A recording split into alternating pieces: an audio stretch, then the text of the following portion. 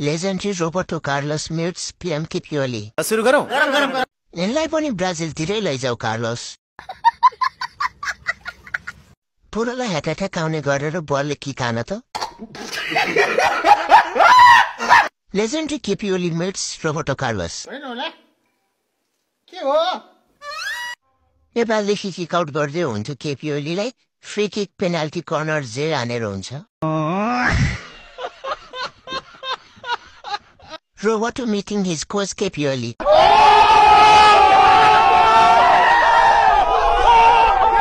Third कस्तो handsome मान्छेसँग photo खिचेको त कार्लोसले। कार्लोसको छेउको को हो? कहाँ देखा जस्तो लाग्यो।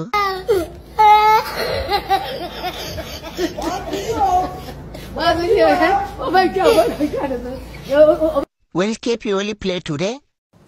अबे साले जो माफ करना मैं जो तभी यसको टाउकोमा फ्री किक हान्देऊ त।